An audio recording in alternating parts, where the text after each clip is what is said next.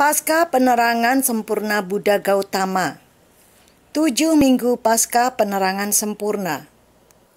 Teringat pada hari yang tak dapat dilupakan, sebelum Bodhisattva mencapai penerangan sempurna, Bodhisattva duduk di bawah pohon Ajapala dekat dengan pohon Bodhi. Seorang wanita dermawan bernama Sujata mempersembahkan semangkuk bubur susu. Makanan yang bergizi ini beliau makan. Setelah beliau mencapai penerangan sempurna dan menjadi Buddha, beliau berpuasa selama 7 minggu.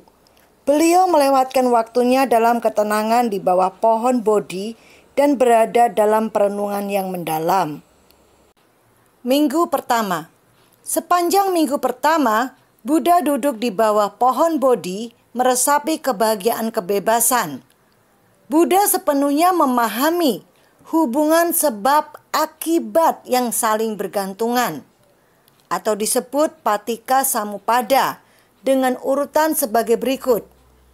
Dengan adanya ini, maka muncullah itu. Dengan tidak timbulnya ini, maka tidak timbullah itu. Peristiwa pada minggu pertama ini dikenal sebagai Palanka Sataha karena Buddha Gautama tetap duduk di tahta yang tak terkalahkan di kaki pohon Bodhi selama 7 hari. Setelah merenungkan Paticca Samuppada selama 3 malam itu, pada malam pertama Buddha mengucapkan seruan gembira. Pada hari kedua, ketiga, keempat, kelima, keenam, dan ketujuh, beliau tetap duduk di atas singgasana Aparajita, menikmati kebahagiaan menjadi arahat. Rangkaian sebab akibat yang saling bergantungan ini dapat dilihat pada peristiwa lingkungan. Misalnya, mengapa banjir? Karena airnya tidak dapat mengalir. Mengapa air tidak dapat mengalir? Karena saluran airnya tersumbat. Mengapa saluran air tersumbat? Karena banyak sampah yang menghambat, dan seterusnya. Jika peristiwa tersebut dijelaskan dari akibatnya, maka menjadi karena sampah menghambat, maka saluran air tersumbat. Karena saluran air tersumbat, maka air tidak dapat mengalir. Karena air tidak dapat mengalir, maka terjadilah banjir. Orang bodoh akan mengalami kesulitan dalam hidupnya.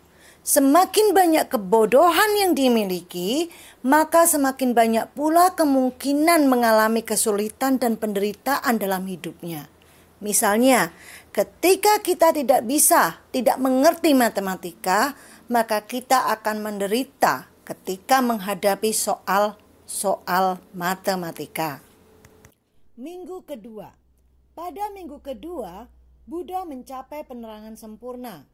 Akan tetapi pada minggu kedua, beliau diam-diam mengajarkan pelajaran batin yang besar kepada dunia.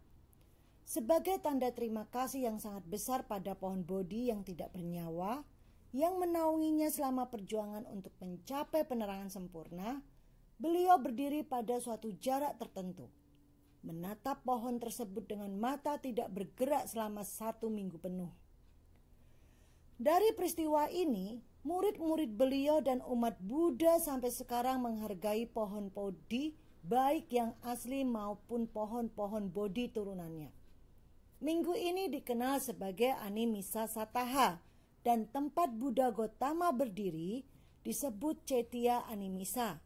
Sikap mulia Buddha Gautama ini seharusnya diteladani oleh umat Buddha dengan menghormati pohon Bodhi yang pertama dan juga pohon-pohon turunannya sampai saat ini. Minggu ketiga. Pada minggu ketiga, beliau masih berdiam di dekat pohon Bodhi. Dengan mata batin yang tajam, Buddha mengetahui adanya makhluk-makhluk dewa yang masih meragukan penerangan sempurna yang beliau capai.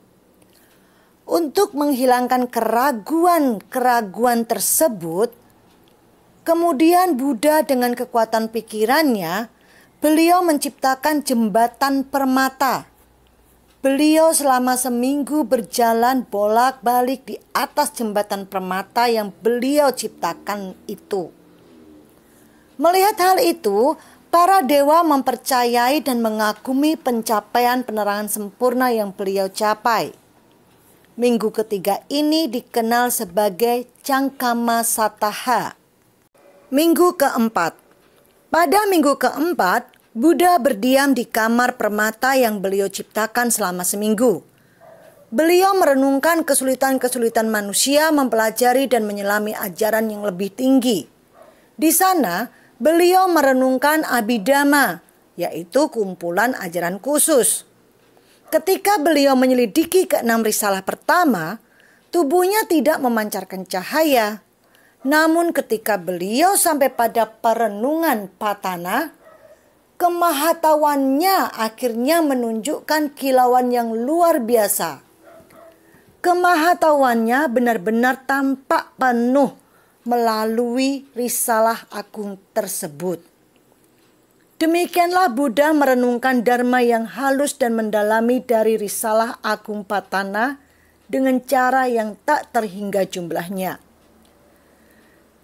Pikiran dan tubuhnya menjadi sedemikian murninya.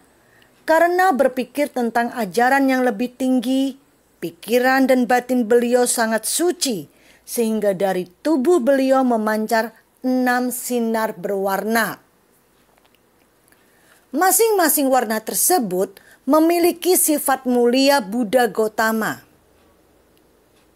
Biru melambangkan keyakinan, kuning emas melambangkan keluhuran, merah melambangkan kebijaksanaan, putih melambangkan kemurnian, jingga melambangkan tiadanya nafsu, sedangkan warna kilau campuran melambangkan kombinasi dari semua sifat mulia ini.